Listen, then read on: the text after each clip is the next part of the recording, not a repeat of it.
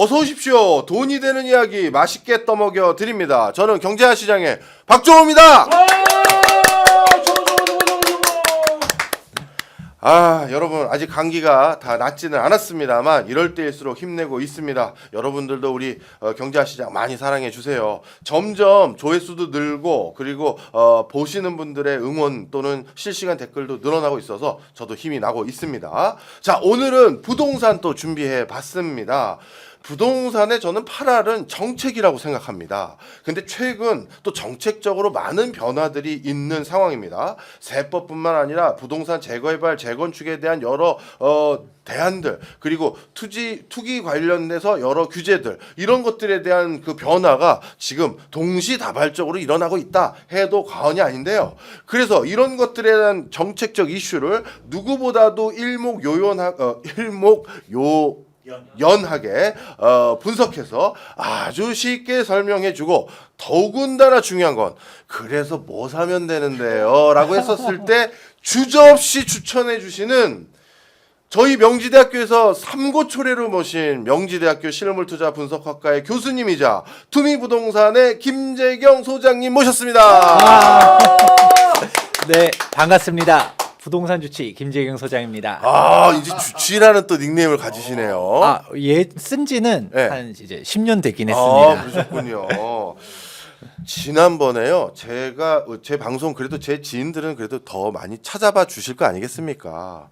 난리가 났어요. 그래요? 장위 14구요. 제가 어디 술자리 갔더니 저 온다 14구요. 일로 와봐.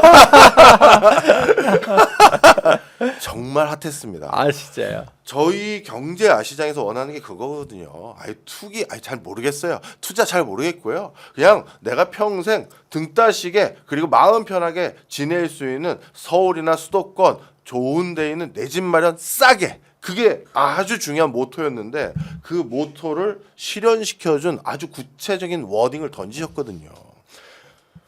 장위 14구요. 아직 계속 추천하는 거 맞죠? 그럼요. 한 달 만에 입장 바꾸면 저희 칼부림 납니다. 네, 그렇게 안 합니다. 못 들으신 분도 계시니까 그걸 왜 주목했는지 간단하게 정리 한번 해주실까요? 저번 영상에서 이제 박종호 교수님께서 이제 재개발 재건축에 대한 내용들을 쭉 하다가 그래서 어디를 물어보셨거든요. 근데 이제 제가 안전한 투자를 하기 위해서는 일단 제일 중요한 게 조합설립 인가 이후를 추천해 드렸었고요. 그 다음에 좀 두 번째가 요즘 정치 사회적으로도 많이 혼란스럽잖아요. 인허가 리스크를 최대한 배제하기 위해서는 그래도 사업 시행 인가를 받은 곳 혹은 곧 받을 곳을 가라라고 해드렸어요. 근데 여기서 우리 속도가 빠른 곳이면 당연히 비싸잖아요. 그렇죠. 그러니까 가격도 저렴하면서 인서울 했을 때 제가 2억 중반으로 갈 수 있는 곳이 장위 14구역이 지금 건축심의 바꿔서 이제 2025년도 사업시행 인가를 준비하고 있으니 이 지역을 한번 주목해 봐라 이렇게 설명해 드렸습니다. 2억 5천에 서울에 매물을 장만할 수 있는 방법을 천거하신 거예요. 자, 그런데 그 다음 주에 또 다른 인물이 나타났습니다. 동서울대학교 교수님이신데요. 우리나라의 경매 쪽에서는 아주 타짜로 불리우시는 분이에요. 근데 그분이 뭐야? 장위 14? 하시더니만 그럴 거라면 차라리 자양동 빌라, 자양동 정확히 어딘지 얘기 안 하셨죠? 그때 안 했어요. 네. 그러면서 다음 주에 아마 오실 텐데 자양동에 빌라 반지하를 구매하는 게 나중에 재개발 분야에서 이걸 투자해 놓는 게 훨씬 더 수익성이 크고 그 수익성을 가지고 내 집을 그냥 사라 나중에, 이런 방법을 추천해 주셨어요. 여권 가시죠. 우선은 네. 와, 나온다. 그 교수님께서는 아주 훌륭하신 분이라고 저는 생각하지만 예. 재개발 재건축 전문가 아니라고 생각됩니다. 와! 일단은 그 2억 5천으로 자양동 못 갑니다. 그렇죠. 일단은 자양동에서 좀 핫한 데는 자양 4구역이라고 있어요. 예, 자양 4구역. 신석통합기획으로 해서 움직이고 이제 일명 이제 자칭 네. 이제 성수 4지구라고 성수 5구역이라고 부르는 데 있거든요. 왜냐면 성수 전략정비구역이 1지구부터, 정확하게 여기는 구역이 지구라고 표현해요. 예. 성수 1지구부터 이제 4지구까지 있는데 네. 근데 그 바로 옆에 자양사동이 우리도 딱 일렬로 한강변에 가기 때문에 우리도 성수 오지구라고 불러주세요라고 하는 데가 있거든요. 예. 근데 거기는 예. 2억 5천으로는 무허가도 못 사요. 아, 네. 하긴 우리가 그때 시드가 얼마 들었는지 안 물어봤어. 네. 그럼 여기에 들어가려면 얼마 있어야 돼요? 거기도 현금 그래도 한 8억 넘게 있어야 됩니다. 어휴. 그러면 중요한 거가 제일 중요한 게 결국은 제가 장 14구역이 네. 추천해 드렸었던 게 결국 예산선에 맞춰서잖아요. 그렇죠. 맞아요. 아니 내가 돈 많으면 아니 자양 4는 왜 가요? 맞아요. 성수전력정비구역 가야지. 그렇네. 거기는 근데 문제는 현금이 20억이 필요하니까. 그러니까 결국은 뭐 이런 식으로 내가 예산선 제한을 안 하면 그냥 압구정 가면 되는 거예요. 그렇죠. 그렇게 따지면 뭐 네. 청담 살지 뭐.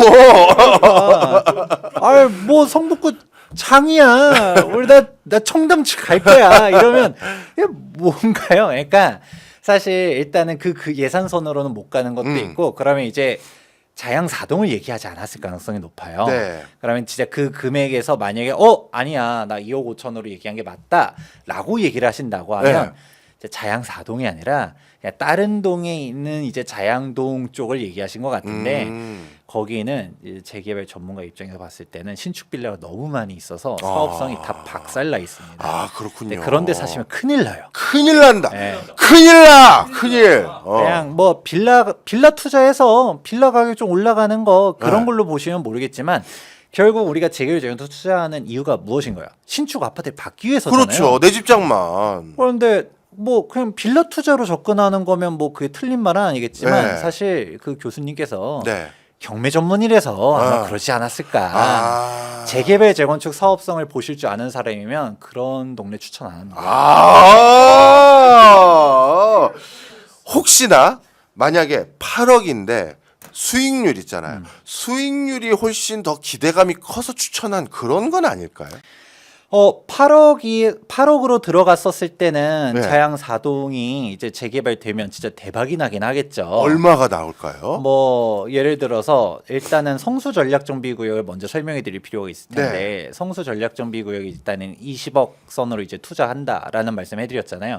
여기 완공되면 기본 5, 60억을 봐요. 그럼 30억을 버는 거예요? 그럼요. 물론 30억을 버는 건 아닙니다. 왜냐? 분담금을 아, 고려해야 되니까 예. 이제 분담 금액도 사실 워낙 초고층을 짓는 부분도 있고 하이엔드로 가다 보니까 분담금을 지금 시점 한 10억을 예상하긴 해요. 예. 그러면 내가 총 30억에 매수하는 꼴이 되겠죠. 네. 그러면 20억에서 30억 사이를 이제 수익을 보는 건데 그래도 2배네 거의. 네. 오. 대신 여기서 이제 중요한 게 나옵니다. 네. 그러면 자양사동은 더 싼 거 아닙니까? 라고 네. 생각할 수 있을 텐데 문제는 시간 고려를 해야 되는 거죠. 아, 그렇죠. 왜냐하면 성수 전략정비 구역이 그러니까 제가 그냥 얘기를 터놓고서 얘기하자면 네. 참고로 저희 부모님이 조합원이긴 합니다만 이야. 아예 조합원을 모시고 방송을 다 하네. 자랑을 하는 게 아니라 이게 가지고 있는 사람 입장에서 객관적으로 얘기한다는 얘기예요. 저 혹시 저도 양자로 받아주실까요? 네, 여기서 얘기가 그러니까 왜냐면 또 그냥 안 좋게 얘기하는 거 아니냐라고 얘기할까봐 네. 이 얘기를 하는 건데 네. 지금부터 13년을 봐요. 완공까지. 아, 그래요? 왜냐면 저는 정비 사업을 계속 보니까 현실적으로 얘기해 드리자면 지금 건축 심의를 이제 들어가요. 네. 그러면 건축 심의 나오는 데까지만 하더라도 최소한 1년은 그냥 기다릴 네. 것 같긴 한데 그럼 사업 시행 인가를 예를 들어서 2026년도나 네. 7년도 때 목표로 해서 움직인다 치고 그러면 관리 처분 인가까지도 2, 3년이 그냥 진행되거든요. 그러고서 이주 철거 기간 한 2년 정도 잡고 문제는 공사 기간인데 네. 공사 기간을 사실 5년에서 6년을 봐요. 왜냐하면 여기는 지금 50층 이상을 목표로 해서 움직이고 있거든요. 그런데 지금 최근에 한남 4구역이 삼성이랑 레미안이랑 박터지게 삼성 레미안이랑 현대 DH랑 네. 박터지게 싸우다가 삼성이 이겼거든요. 먹었죠. 네. 근데 삼성에서 네. 공사 기간 4년을 제시했어요. 음. 근데 그것도 22층짜리 짓는데 그렇게 왜 얘기했거든요. 이렇게 긴 거예요? 물론 한남 4구역 특성상 네. 이제 고바위도 있고 해서 지하를 아, 파는 부분이 있다라고는 네, 하지만 네. 그래도 아니 우리가 일반적으로 생각하던 공사기간보다 너무 그러니까요. 이제 지연되는 길어진 것도 네. 있고 즉 공사 환경이 많이 달라진 거죠. 음. 이 와중에 초곤층 건축은 사실 6년이 뭐예요? 더 길 수도 있거든요. 근데 이제 6년 정도를 예상한다 하더라도 그럼 이제 역산해 보면 답이 나오는 거죠. 네. 지금부터도 특별한 이슈가 없어도 한 13년 13년이네. 정도는 예상하는 거고 네. 그러면 자양사동은 네. 20년 봐야겠죠. 아. 왜냐면 조합설립도 아직 안 났거든요. 예. 조합설립 뭐 여기는 열정이 높으니까 75% 동의율 금방 날 거라고 생각은 하지만 네. 그럼 이제 조합설립 받고 그다음에 이제 사업시 인가까지 가는데 또 한 세월이기 때문에 그러면 이 사람 당연히 사자였구만. 아니 다음 주에 오면 또 욕 먹겠네 또. 그러니까 물론 내가 한정된 예산에서 대박을 치고 싶다라고 하면 결국 하이 리스크 하이 리턴이죠. 그렇죠. 네. 그러니까 그거를 제가 뭐 투자 전략이 잘못됐다는 건 아닌데, 네. 그러니까 저는 재개발 지원 투자할 때 나의 라이프 사이클을 고려하라는 얘기를 정말 많이 강조해 드려요. 그러니까 내 나이가 지금 이제 40인데 그러면 나 언제 입주해? 그런데 20년 뒤에. 뭐나 환갑잔치 할 때 입주해? 그나마 환갑잔치 할 때 입주하면 다행이에요. 예. 재개발 재건축의 사건 사고가 너무 많죠. 너무 많죠. 네. 우리 음마 아파트 아시잖아요. 네. 조합 설립만 20년 걸렸습니다. 그러니까 지금부터도 10년. 이제 그렇기 때문에 내 환갑 때 입주를 할 줄 알았더니 칠순 때 입주할 수도 있고. 예. 그러니까 그런 게 이제 정비 사업이다 보니까 저는 좀 보수적으로 투자하라는 얘기를 많이 강조해 드려요. 더군다나 저도 저지만 저희 부모님 때부터 있어 2대를 거쳐 가지고 재건축 투자를 해온 거를 또 보고 이걸 전문으로 하셨죠. 네, 하다 보니까 이게 진짜 우리가 장밋빛 미래만 가지고서 하면 안 된다고 항상 강조드리거든요. 그런데 네. 그럼 이제 어떤 식으로 투자하냐? 내가 살 거다. 네. 내가 입주를 할 거다라고 하면 현실적으로 아까 얘기드렸죠. 조합설 인가 난 걸 사든가 아니면 사업시 인가 난 걸 사든가 아니면 진짜 현실적으로 나 5년 안에 입주하고 싶어. 그럼 관리처분 인가 난 걸 사든가 하는데 내 자녀한테 사줄 때 그런 데를 많이 추천해요. 아 그렇겠네. 예를 들어서 우리 교수님의 네. 자녀한테 네. 내가 뭔가 해주고 싶어요. 예. 근데 성수전략정비를 사주자니 네. 20억이 너무 일단은 비싸죠. 이제 부담스럽죠. 왜냐면 없어요. 20억이 잘 알죠. 교수님 네. 20억 있는 거 다 알고 있는데 아유, 무슨 말도 안 돼. 하여튼 예. 그래도 20억이 있다 하더라도 증여세를 고려하면 아. 20억을 줘도 그게 20억이 안 돼요. 예. 그러니까 그러면 내가 성수를 사주고는 싶지만 돈이 부족해. 예. 그런데 내가 한 증여세 떼고 한 8억 정도는 내가 애한테 해줄 수 있을 것 같아. 그러면 우리 애한테 부족한 거는 자금, 애한테 많은 거는 시간이죠. 네. 즉 시간을 돈으로 치환하는 게 재개발 재건축이니까 내가 사는 게 아니라 네. 우리 애가 지금 아직 학생이야. 네. 그럼 뭐 20년이 걸리든 말든 네. 한강변에 아파트를 받을 수 있는 기회잖아요. 야. 그렇게 접근하면 괜찮은데 네. 근데 이런 거 앞뒤 다 빼고서 그냥 자양동 추천하면 저는 좀 아니지 않나 싶습니다. 이거 박수 한번 나와야 돼. 저는 오늘 새로운 대안도 하나 생각하게 되네요. 예를 들어서 이제 제 주변의 친구들도 애가 슬슬 대학생이 되거나 일찍 결혼한 친구들은 그리고 중고등학교 되니까 공부 다 시켜놓아도 이제 대학 보내놓는다고 했더니 끝이 아니라 요즘은 시집장가 보내는데도 돈이 많이 들어가라는 친구들이 많아요. 그런데 그때 서울이나 수도권에 특히 남성 같은 경우는 뭐 집이 있느냐 뭐 전세냐 이런 거 솔직히 안 물어볼 수 없거든요. 근데 아빠로서 집을 못 해준다 했을 때 약간의 조커처럼 이런 거 되지. 야 저기 장인 장모 만나면 재개발지구 어디에 네 이름으로 하나 해놔서 입주가 얼마 안 남았고 지금 사업 승인 인가는 다 지났고 이걸 좀 말씀을 드려라. 이래도 될 거 아닌가? 어우, 정말 중요한 얘기예요. 그러니까. 그래서 아까 뭐 8억 예. 애한테 8억은 사실 이제 사람마다 또 우리 제가 이 클래스를 알고 있습니다. 시청자분들의 수준이 아주 높기 때문에 네. 뭔 8억이야. 나는 네. 애들은 더 해줄 수 있어. 오. 하신 분들도 있겠지만 네. 그래도 내가 조금 뭐 애한테 뭐 해주려 했었을 때 교수님 말씀해 주신 것처럼 사실 애 결혼할 때 돼서 3억을 갖다가 증여를 해준다 하더라도 사실 3억은 서울에서는 전세 보증금도 안 돼요. 맞아요. 그냥 월세 보증금이거든요. 예. 그런데 이 3억을 어차피 줄 생각이 있다. 예. 그러면 좀 미리 줘서 아. 지금 애가 대학생이에요. 네. 그럼 아까 얘기했었던 장이 14구역 해주려고 한다.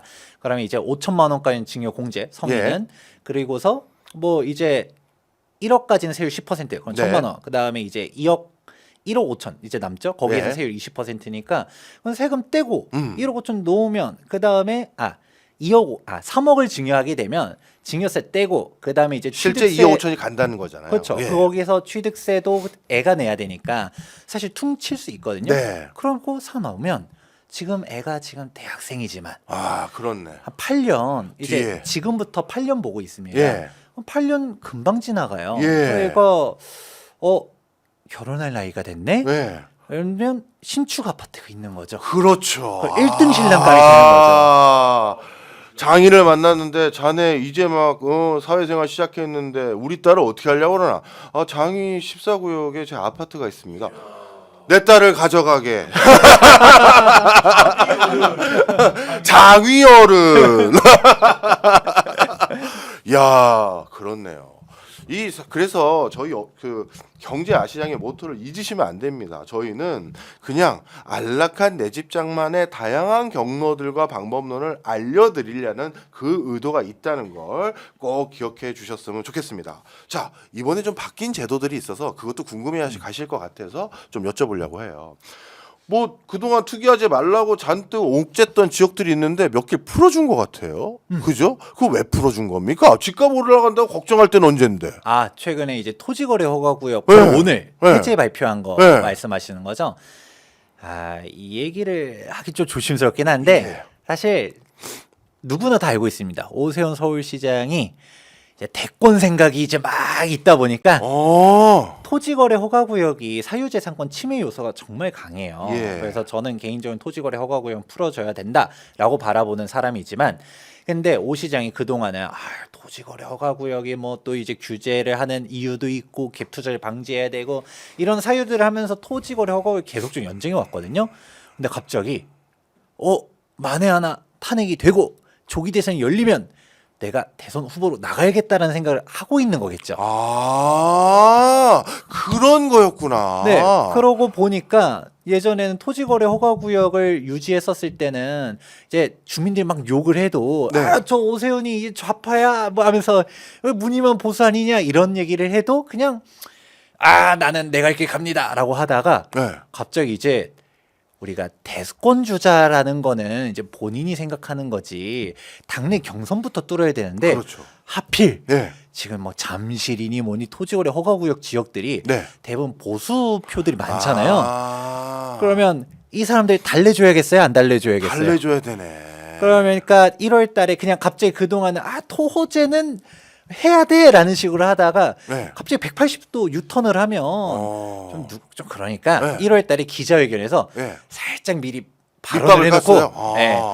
토호제는 좀 풀어야 될 것 같습니다. 밑밥을 먼저 깔아놓고 네. 기다렸다가 바로 오늘 네. 토지거래 허가구역을 전격적으로 해제하는 발표를 했습니다.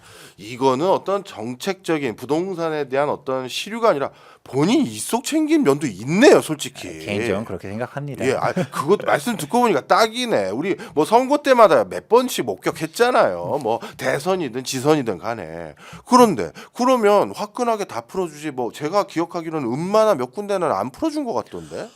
저도 그것도 좀 문제라고 생각합니다. 네. 토지거래 허가구역은 아까 맨 처음에 얘기드렸던 것처럼 저는 이게 사유재산권 침해 요소가 정말 큰 거다 보니까 다 풀어줘야 된다고 생각을 네. 해요.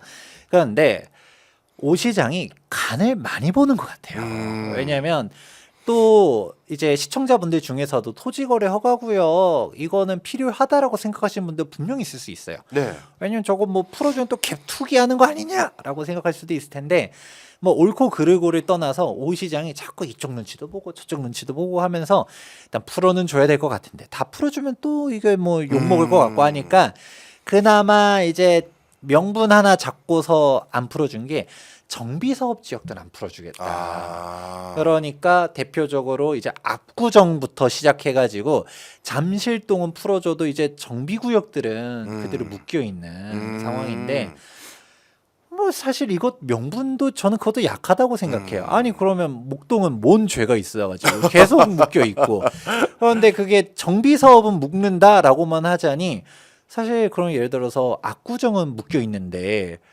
잠실 지금 날아가고 있거든요. 예. 아, 잠실이래. 이제 반포는 지금 네. 천장을 뚫고 날아가고 있어요. 예. 그럼 반포는 왜 냅둬?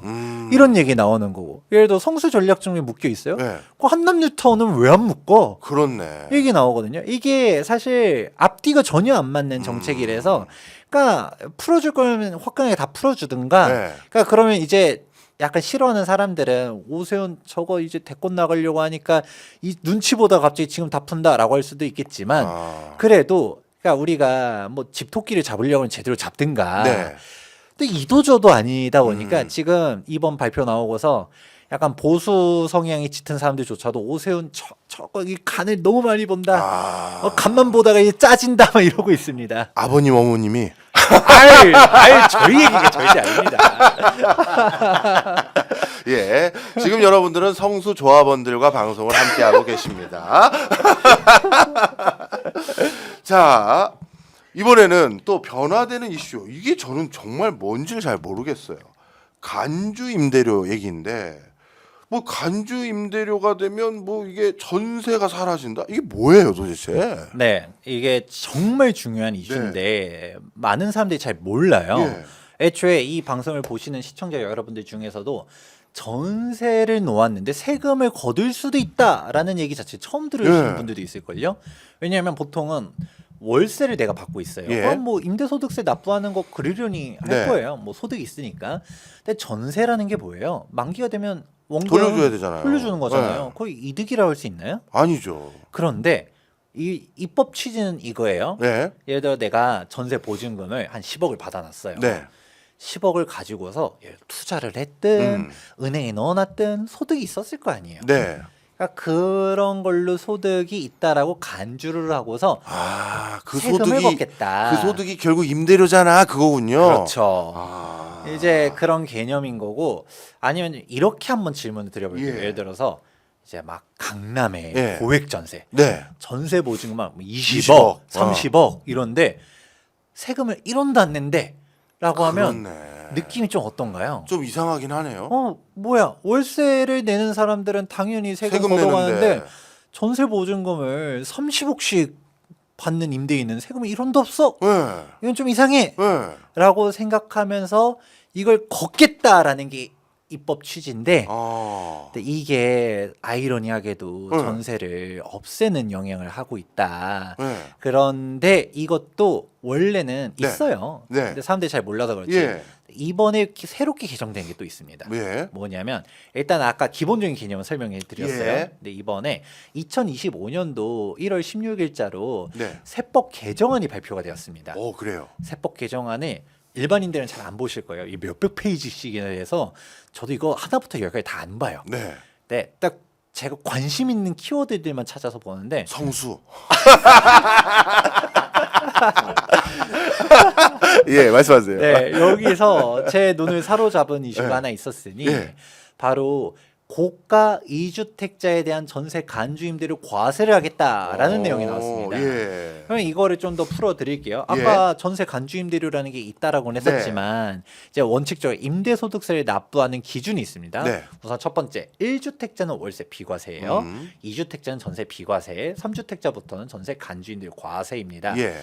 이유는 이래요. 뭐 예를 들어 1주택자인데 월세를 받고 있다 하더라도 네. 내가 1주택자인데 월세를 주고 있어요. 나도 어딘가에 전월세 살고 있겠죠. 그렇겠죠. 그래서 비과세를 해준다. 아, 이해됩니다. 네, 라는 개념이고요.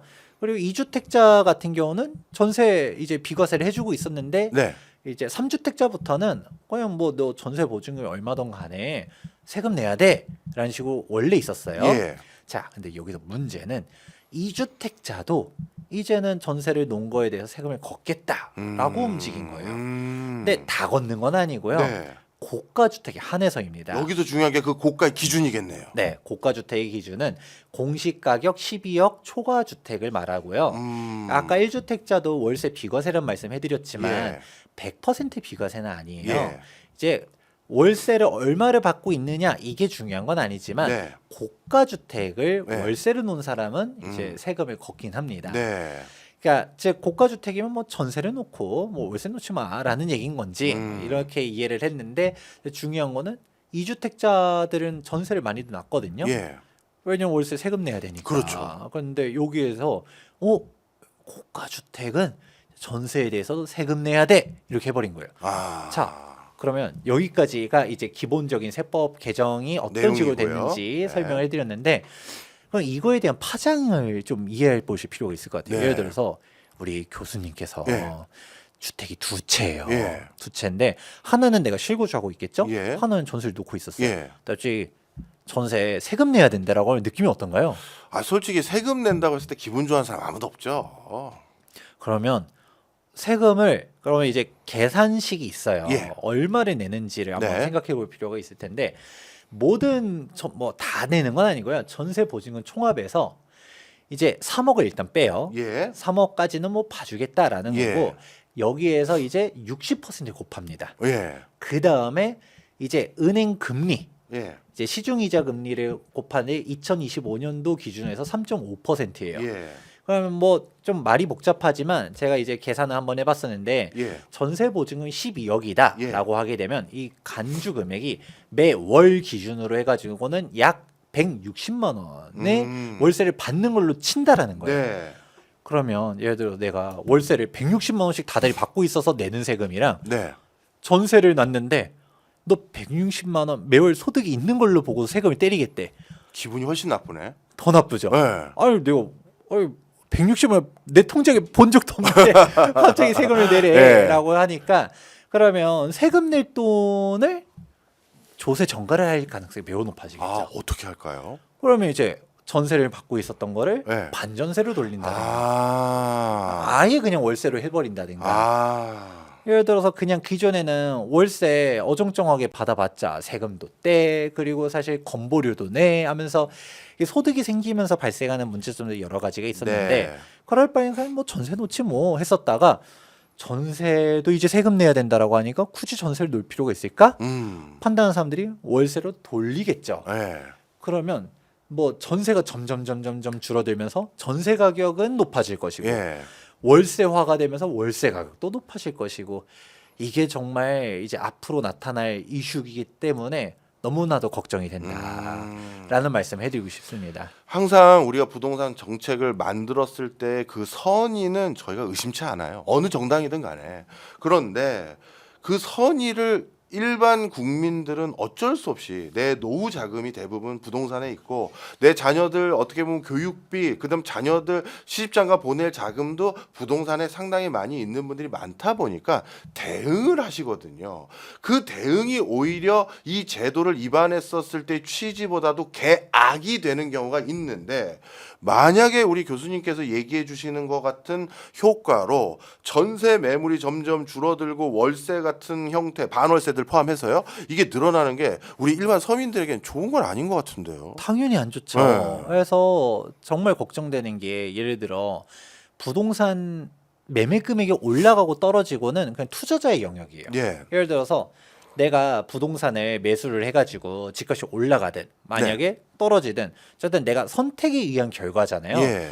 그러니까 뭐 올라가면 좋을 거고 떨어지면 아쉬울 거고, 뭐 아쉬운 정도는 아닐 수도 예. 있겠지만, 그런데 무주택자 입장에서는 뭐 나는 주택 안 살 거야, 나는 그냥 전월세 살 거야라고 생각했을 때 집값이 올라가고 뭐 떨어지고 했었을 때 뭐 약간 꽃이다 혹은 아우 조금 배 아프다 할 네. 수는 있어도, 일단 내 주거가 안정된다라고 하면 사실 남의 나라 일이거든요. 그렇죠.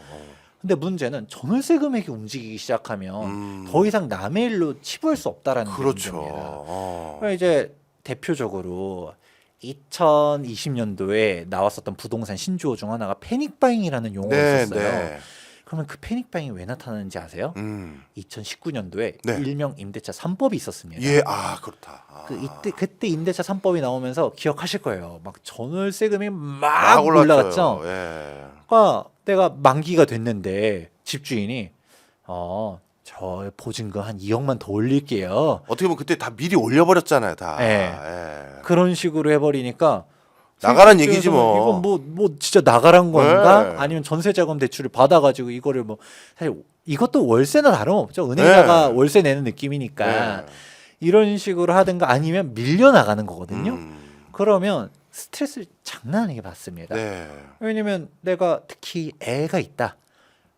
학교를 다니고 그렇네. 있는데 막 전학 보내고 이런 건 또 다른 얘기거든요. 그렇죠. 그렇다 보니까 이게 막 스트레스를 받다가 이제 고민하는 거예요. 또 네. 집값은 이미 2017년도부터 17년도, 18년도, 19년도 계속 계속 올라오고 오르니까. 있었다가 전세 금액까지 올라가 버리니까 네. 차라리 이참에 사야 되나라고 하는 패닉 바잉이라는 용어까지 나올 정도로. 네. 근데 저는 패닉 바잉의 용어가 너무나도 무섭다고 생각해요. 음. 아니 공포에 질려서 산다라는 게 말이 되나요? 그러니까요. 그러니까 어떻게 따지면 그런 공포까지 왔을 정도는 이게 보통 일반적으로는 그냥 이게 무주택자들이 예. 그냥 뭐 집값 올라가고 뭐 사실 17년도에 안 올라갔나요? 18년도 안 올라갔나요? 19년도 안 올라갔나요? 왜 2020년도에 패닉바잉의 용어가 생겼을까? 곰곰이 생각해 보면 임대차 가격이 이제 막 흔들리니까 이럴 더 이상 바에는, 내 주거가 안정이 되지 않는 거죠. 음. 그러니까 움직인 건데 네. 그러면 이런 상황이 재현될까봐 두렵다. 그러니까 이제 사실 무주택자로 있어도 그냥 우리가 편안하게 살 수 있게끔 해줘야 되는데 아니 잘 있는 대한민국 임대차 시장을 갖다가 뒤흔들어 버리는 정책이 이번에 나왔다라는 것입니다. 네. 제가 방금 말씀 주셨던 간주 임대료 조세 형평성의 관점에서 그 취지를 100% 이해를 했습니다. 근데 그렇게 조세 형평성 관점에서 아유 전세자금 가지고 그동안 이다 받으셨잖아요. 이게 그럼 임대료랑 똑같은 거니 그걸 좀 더 현실화해서 실제 부담할 수 있는 범주 사람들까지 좀 내주십시오라는 취지는 알겠는데 그 파장이 이게 일반인들까지 일파만 바꿔질 수도 있겠는데요. 그리고 이게 교수님께서 형평성 얘기는 하셨잖아요. 근데 이게 조세적으로도 물론 제가 변호사는 아니지만 이게 맞는지도 잘 모르겠어요. 그래요? 왜냐하면 우리가 임대소득이 있어요. 예. 월세를 받고 있었어요. 그럼 당연히 임대소득세 납부하는 거에 아무도 뭐라 안 합니다. 예. 그런데 애초에 이 간주임대료라는 것 자체가 보증금을 갖다가 너 고가 전세잖아. 보증금 20억 받아가지고 어디다 썼을 거 아니야? 라고 하면서 지금 간주해가지고 세금을 추징하겠다는 건데 그렇죠. 예를 들어 이걸 진짜 어디다 썼다라고 가정해 볼게요. 예. 예를 들어 진짜 은행에 넣어놨어요. 예. 그래서 그 이자 소득 네. 3.5%로 기준으로 한 거잖아요. 그러면 은행에 진짜 넣어놨다라고 가정하게 되면 그럼 나는 이자 소득세 납부할 거 아니에요. 15.4% 납부할 거 아니에요. 그렇네. 혹은 내가 주식을 투자해요. 근데 뭐 지금 현재 뭐 코인 같은 경우야 뭐 물론 예. 비과세겠지만 뭐 국내 주식이 아니라 예를 들어 미국 주식을 샀어요. 일정 수준 이상 되면 수익으로서. 합산 또 가세 되니까. 그러면 주식도 사실 세금을 내야 되거든요. 그러면 투자해서 돈 벌었으면 세금 내고. 이 이중과세 얘기가 있네. 맞아요. 이게 이중과세 문제가 있습니다. 그렇네요. 저는 그냥 당연히 통장에 넣어놨겠지 생각했는데 그게 아니네. 그렇죠. 통장에 넣어놓은 것도 소득이 다 일정 수준 이상 되면 다 과세 대상인 건데. 그렇네요. 그러면 근데 이 이슈가 요즘 왜 세법 개정안까지 얘기가 돌면서 돌게 된 거예요? 지금 여러 문제가 있는데 전문가들이 그런 얘기 안 했나요? 그래서 사실 이거 이슈가 하루 아침에 튀어나온 건 아니에요. 네. 이게 이렇게 이주택자도 고가주택 관련해서 세금을 걷겠다라고 하는지는 사실 이전부터 논의가 있었다가 계속적으로 차일피일 미뤄져서 저는 사실 안 하는 줄 알았어요. 예. 이게 제가 알기로는 한 몇 년 됐거든요. 예. 그렇다가 갑자기 특히 이번에 시국도 혼란스러운데 2025년도 1월달 세법 개정이 그냥 툭 튀어나와가지고 깜짝 놀랐잖아요. 근데 이게 오히려 거꾸로 시국이 혼란스러우니까 어마어마하게 큰 이슈인데 언론에서 안 다뤄. 조세가 더 징수돼야 될 정부 입장에서는 은근슬쩍 넣구나. 근데 또 이럴 수는 있을 것 같아요. 이중 과세라는 걸 우리가 뭐 함부로 얘기할 수는 없지만 그런 여지도 충분히 있으니까 그럼 쉽게 얘기해서 이중 과세라고 하면 달리 표현하면 중과세 매기는 거니 고가 주택자 빨리 던져. 우리 중과세 때릴 거야. 그것도 기대하는 것 같은데요. 네, 그런 부분들도 없잖아 있다라고 예. 생각을 해요. 그래서 사실 이게 다주택자 입장에서는 삼중고예요. 삼중고. 일단은 임대에 대해서도 과세를 하는 부분이 있을 거고요. 그다음에 다주택자들을 갖다가 지금 다 옥죄고 있잖아요. 지금 뭐 우리가 취득세부터 시작해 종부세, 양도세에서 다 괴롭히다 보니까 다 팔아야겠다. 똘똘한 한 채 쪽으로 가는 부분들이 있고, 이제 맨 마지막 세 번째로는 이거는 뭐 이제 임대인 측면이라기보다는 이제 내가 이제 무주택자다라고 했었을 때는 이제 공급도 계속적으로 줄어들고 있거든요. 예. 그러면 계속적으로 전월세금이 올라갈 수밖에 없는 메커니즘이 되는 거예요. 왜냐하면 누군가가 전세를 놔야 되는데 그렇죠. 누가 전세를 공급할까요? 1주택자가 전세를 공급할까요? 아니죠. 무주택자가 전세를 공급할까요? 그렇네. 결국은 다주택자가 전세를 공급해 주는 건데 음. 근데 다주택자 자꾸 없애. 예. 임대에 대해서 세금을 또 걷어. 예. 그리고 이제 신규 입주장도 이제 점점점 사라지고 있어. 예. 이건 전월세금이 올라가는 수순밖에 아. 없다. 또 그러면 이제 이런 얘기를 하면 분명 또 반박하시는 분들이 있을 거예요.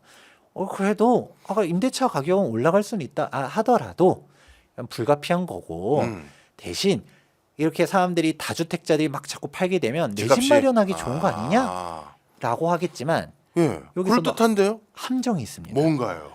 지금 반포 압구정은 불장이에요. 그렇죠.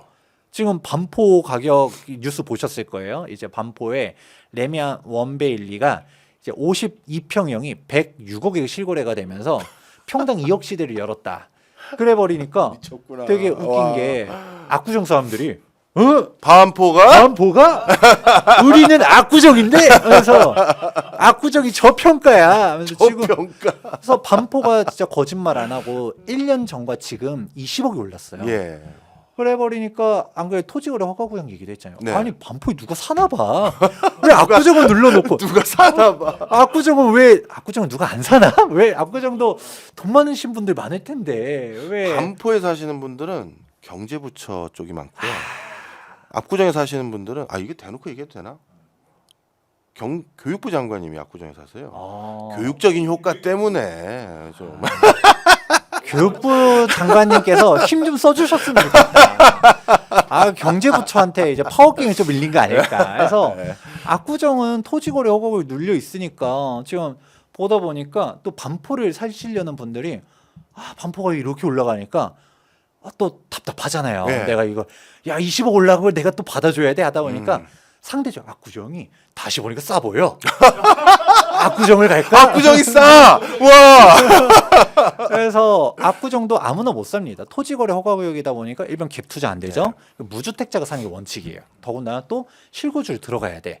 그래 버리니까 가격이 또 눌려 있단 말이에요. 그러니까 압구정을 지금 사람들이 막 들어오면서 압구정을 최근에 한 달 사이 5억이 뛰었어요. 반포가 이렇게 했으니까. 자, 그러면 여기서 중요한 게 네. 제가 갑자기 반포 압구정 얘기를 왜 하냐? 네. 지금 최상급지는 지금 불장이라는 얘기를 먼저 예. 해드려요. 근데 이 얘기하면 좀 뭔가 괴리감이 느껴질 거예요. 그건 그렇죠. 언론에서 자꾸 부동산 시장 안 좋다고 하는데 네. 저긴 왜 올라가지? 네. 애초에 올라가는지도 모르시는 분들도 있을 수 있을 거예요. 그런데 그게 정답은 나와 있습니다. 왜냐? 다주택자를 규제하다 보니까 똘똘한 그러면 채. 똘똘한 채로 가는 거고 지금 또 정권이 어떻게 될지 모른다라는 것도 이제 한몫하는데 네. 그러면 이제 우리가 보수고 진보고 이게 옳고 그르고 얘기가 절대 아닙니다. 네. 근데 만에 하나 정권이 바뀌었어. 예. 다주택자 입장에서는 불안감이 커지죠. 불안한 거죠. 예. 왜냐하면 이제 있는 사람들 입장에서는 아무래도 진보 정권이 됐을 때 다주택자 규제하는 정책이 많았었잖아요. 예. 그러면 나 또 두들겨 맞는 거야? 어. 종부세 내는 거야? 어. 하다 보니까 팔아야겠네. 파는데 어딜 파느냐? 지방을 팔고 서울에서도 빌라, 오피스텔 같은 거를 팔고. 그러면 돈이 남죠. 어디를 갈까요? 또 깔고 앉아 있어야죠. 네, 예. 똘똘한 한 채로 가면서 상급지 쪽으로 막 몰려들다 보니까 음. 그러니까 이게 가격이 이렇게 치솟다 보니 그러면 이제 정답이 나옵니다. 다주택자리 팔긴 팔 건데 네. 내가 원하는 곳을 팔 것인가? 어. 이걸 생각해 보시면 답이 나올 거예요. 그런데요. 야, 이분이 왜 대한민국 최고의 이 그 부동산 전문가인지 이제 감 들어오시죠? 저희 명지대학교에서 어렵게 모셨습니다. 예, 정말 건대에서 뺏어가려고 하고 말이지 어디 타 대학교에서 막 노리고 그래서 정말 재경아 형 버리면 안 돼 마음서 진짜 어떻게 보면 부동산 시장의 큰 돈의 흐름이 명확하게 보이는 것 같아요. 자 그러면 성수 조합원들은 정권 바뀌는 걸 희망하나요? 갑자기 크게 침을 꿀꺽 생기신 이게 뭐 이 부동산 시장이 뭐 여러 가지 진짜 뭐 파장이라고 할까요? 여파가 너무 의도하지 않는 대로도 막 퍼지니까 이 끊이지 않는 이 정책적 대안과 다시 시장의 대응, 그것에 대한 추가적인 정책 대안, 이거 끊을 방법은 없습니까? 저는 일단은 그래도 이 프레임을 좀 깨야 된다고 생각을 합니다. 네, 사실 이게 진보고 보수고 중요한 게 아니라 네, 진짜 내가 하려고 하는 게 무엇인지를 좀 높으신 분들께서 네. 예, 우리 채널을 보셨다. 그렇다고 하면 사실 그 높으신 분들이 이거 모르고 이런 정책을 펼치지 않을 거라고 저는 생각을 해요. 가끔 그런 씁쓸함이 있죠. 예를 들어서 지역구는 정 다른 데 있는데 사시는 동네는 방금 말씀하셨던 그 동네들하고 그에 준하는 동네들에 대부분 살고 있고, 가끔 국회의원 중에서 무주택자로 분류된 분이 계세요. 국힘도 있고 민주당도 그렇고. 그래서 저는 가끔 이제 연구 성과 발표할 때 국회 포럼이나 공청회 가거든요. 그럼 이제 갈 때 은근슬쩍 여쭤봐요. 수가 앉아있을 때 여쭤보려고 이제 일부러 앉은 거지. 좀 친분 쌓고 명함 바꾼 다음에 근데 아직 제가 우연히 봤는데 무주택자시네요. 이걸 이제 여쭤보려고 이제 하는 건데, 대부분 그 무주택자가 실제 무주택자가 아니에요. 여러 가지 방법이 있어요. 여기까지만 일단 말씀드리겠습니다. 이번에 총선 때도 뭐 기사화가 많이 됐잖아요. 이게 제가 뭐 누구라고 얘기 안 하고 아까 얘기하신 거요. 국힘도 있고 네. 민주당도 있어요. 네, 맞아요. 출마는 지방에 나가는데 등기는 서울에 있어. 서울이에요. 그것도 강남에 강남에 있어. 있어요. 용산에 있어. 네. 이런 분들이 있는데 그러면 우리 동네를 발전시키겠습니다 하지만 우리 동네를 발전시킬 것 같으면 등기도 우리 동네에 쳐야 되는 거 아니에요? 네. 왜 우리 동네는 전월세로 오시는 거지? 그렇죠. 그러면 약간 우리는 답을 알고 있는 거죠. 그분들이 다주택자를 규제하겠다라고 하면서 본인 등기는 강남에 있다. 그러면 강남지가 올라간다는 얘기야, 안 올라간다는 얘기예요. 그렇죠. 그러니까 우리 솔직히 편하게 얘기를 하면 저는 말보다 행동이라 생각하거든요. 맞아요. 그분들의 발언을 뭐 믿고 안 믿고를 떠나서도 그분들이 하시는 투자들을 따라만 가도 반응 간다 생각합니다. 그렇네요. 오늘 뭐 진짜 뭐 버릴 게 없어. 버릴 게 말씀들이. 실제 저는 그냥 100% 양보해서 지방은 애들 교육도 있고 안 사람이 동의 안 할 수도 있으니 그건 양보를 조금은 할 생각이 있었는데, 그래도 수도권이 지역구인 분들은, 아니 지역이 인천 쪽이거나 안산 쪽이거나 파주 쪽인 분이면 그 정도는 이사 갈 수 있는 건데, 그런 분들이 강남 살고 분당 살고 그러면서 자기 살고 있는 지역 선도 지역으로 만들고, 이렇게 돼도 되는 겁니까? 저 아무 얘기 안 했는데. 네네네. 네. 자, 씁쓸합니다. 그래서 저희는 또 다음번에 우리 재경 교수님을 모시고 또 2억 5천 아니면 3억 아니면 1억 5천 아니면 1억으로 평택 아니면 뭐 오산 이쪽에는 이런 방법들 있습니다. 이런 것도 많이 챙겨주세요. 한번 다음에는 또 다채롭게 한번 준비해 보도록 하겠습니다. 다채롭다. 이야, 좋습니다. 기대가 점점 더 많이 되고 있습니다. 그리고 신학기 준비 잘 되십니까? 안 그래도 지금 좀 바쁜 와중에서도 네. 그래도 이제 어떤 식으로 수업을 해야 될지 좀 고민을 하고 있습니다. 얼마 전에 출간한 저서 그거 가지고 그대로 하셔도 어느 정도 될 것 같던데. 그러니까요. 이제 시장을 이기는 부동산 네. 투자 원칙 책을 내긴 했는데 네. 이제 여기에 대해서도 아까 말한 정책적인 사항들도 있고 이제 입지를 보는 부분도 있고 재개발 재건축에 대한 예. 사항들이 있으니까 안 그래도 좀 쉽게 된다라고 그럼요. 교수님께서 예. 조언도 주셔가지고 그 부분도 한번 좀 생각해 보고 있습니다. 예, 저희가 야간 대학원이라서 직장인들 또 그리고 그 업계 종사자들 또 그냥 재테크 하시려고 오신 분들도 많은데, 그런 분들이 진짜 다른 거 없더라고요. 쉽게 접해서 그냥 내 집장만 또는 약간의 여윳돈을 잘 손실 안 보고, 주식이나 코인은 무서워요 교수님 이런 분들이 있거든요. 그냥 그런 분들에게 도움 주시면 됩니다. 예. 그리고 우리 야시장에선 딱 집어주시면 되고요. 자, 오늘도 많이 배웠던 것 같습니다. 우리 작가님 뭐 궁금한 거 없으세요? 없습니다. 예, 완벽했다는 얘기죠. 자, 저희는 성수조합원 응원합니다. 어머니 아버님 곧 찾아뵐게요. 여러분도 돈 새는 밤 되시길 바라고요. 야시장 문 닫겠습니다. 안녕히 가십시오.